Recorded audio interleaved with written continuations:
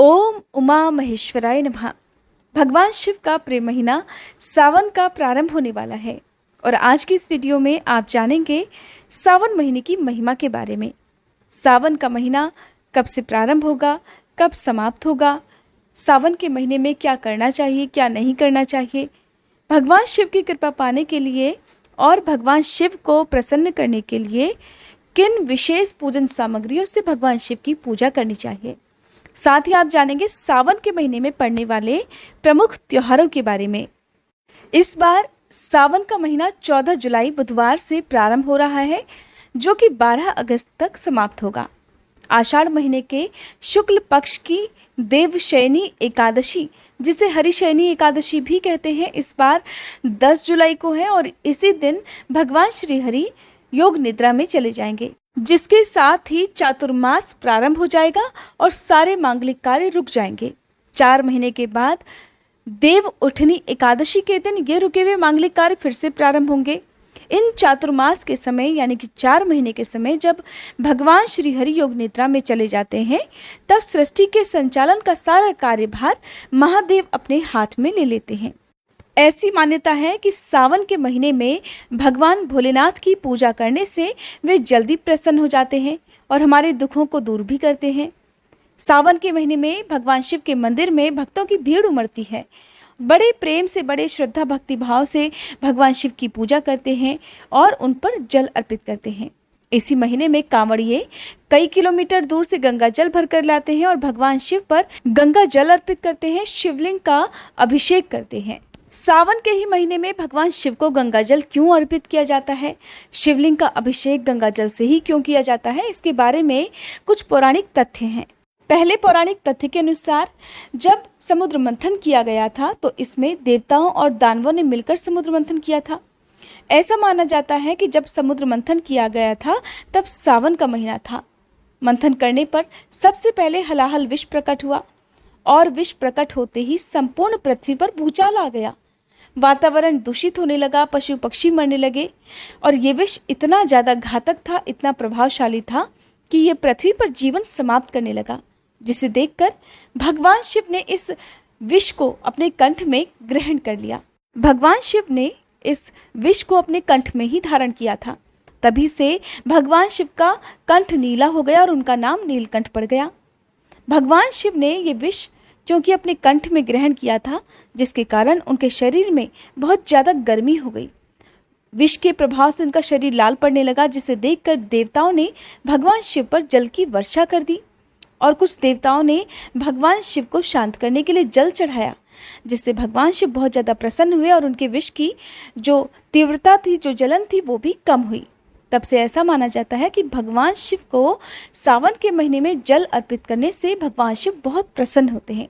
दूसरी मान्यताओं के अनुसार सावन के महीने में भगवान शिव पृथ्वी पर अवतरित हुए थे और इसी महीने में वे अपनी ससुराल गए थे। जब अपनी ससुराल गए तब उनका जलाभिषेक किया गया। तब से ऐसा भी माना जाता है कि सावन के महीने में भगवान शिव पृथ्वी पर अवतरित होते हैं और ये महीना भगवान शिव की कृपा पाने के लिए, उनको प्रसन्न करने के लिए एक उत्तम महीना होता है।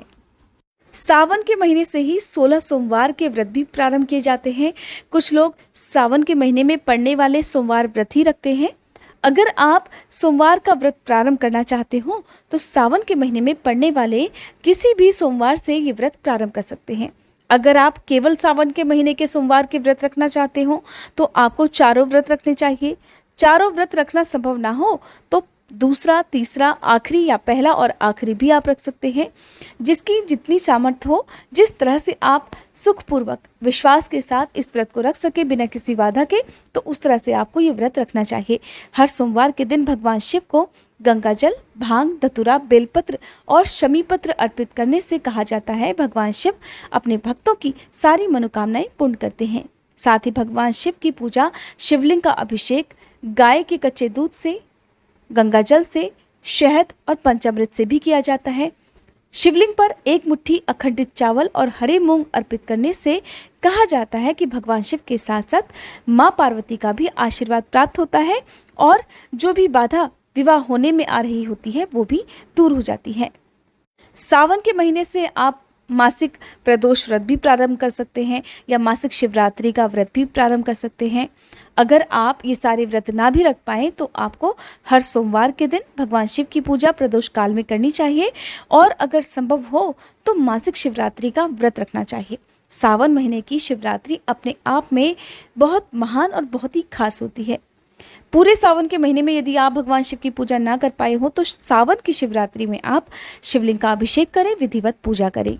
सावन का पहला सोमवार होगा 18 जुलाई को, दूसरा 25 जुलाई, तीसरा 1 अगस्त और चौथा सोमवार रहेगा 8 अगस्त को। सावन के महीने में ही मंगला गौरी व्रत भी रखे जाते हैं। जिस तरह से सोमवार का दिन महत्वपूर्ण होता है उसी तरह से मंगलवार के दिन माँ मंगला गौरी का व्रत भी रखा जाता है, जिसमें मिट्टी की गणगौर बनाकर उनका पूजन किया जाता है और माँ गौरी की पूजा की जाती है। कुंवारी कन्याएं अगर इस व्रत को करती हैं तो उन्हें भगवान शिव जैसे गुणों वाले पति की प्राप्ति होती है। अगर सुहागिन महिलाएं इस व्रत को रखती हैं तो उनका दाम्पत्य जीवन मधुर होता है और उनके सुहाग की भी रक्षा होती है। आइए अब जानते हैं साल 2022 में सावन के महीने में पड़ने वाले प्रमुख त्योहारों के बारे में।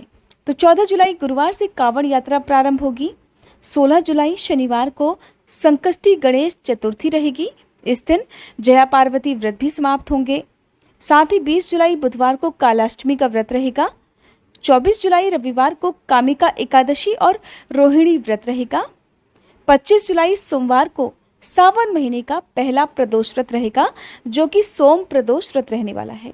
26 जुलाई मंगलवार को सावन महीने की शिवरात्रि है, जिस दिन भगवान शिव की कृपा पाने के लिए भक्तजन उपवास रखते हैं। 28 जुलाई गुरुवार को सावन महीने की अमावस्या है, जिसे हरियाली अमावस्या भी कहते हैं। इसके साथ ही 31 जुलाई को हरियाली तीज रहेगी। 1 अगस्त सोमवार को विनायक चतुर्थी है और इस दिन सोमवार व्रत भी रहेगा। 2 अगस्त मंगलवार को नाग पंचमी है। 3 अगस्त बुधवार को स्कंद षष्ठी और कल की जयंती रहेगी। साथ ही 8 अगस्त सोमवार को सावन महीने की पुत्रदा एकादशी का व्रत रखा जाएगा, जिसे पुत्र प्राप्ति की कामना से सुहागिन महिलाएं रखती हैं। 9 अगस्त मंगलवार को भौम प्रदोष व्रत रहेगा। इस दिन दामोदर द्वादशी भी है और 11 अगस्त गुरुवार के दिन पूर्णिमा व्रत रखा जाएगा। 11 अगस्त को ही रक्षाबंधन भी है, जो कि भाई बहन के प्यार का प्रतीक होता है। 12 अगस्त शुक्रवार को सावन पूर्णिमा है, जिस दिन स्नान और दान किया जाएगा। साथ ही इस दिन वरलक्ष्मी व्रत भी है। सावन पूर्णिमा को नारली पूर्णिमा के रूप में भी मनाया जाता है। इसके साथ ही 12 अगस्त को सावन का महीना समाप्त हो जाएगा और नया हिंदी महीना यानी कि भादों का, जिसे भाद्रपद महीना भी कहते हैं, प्रारंभ हो जाएगा। अगर आप सावन के महीने में भगवान शिव की कथाएं सुनना चाहते हैं तो हमारे चैनल को सब्सक्राइब करके बेल आइकन प्रेस कर सकते हैं।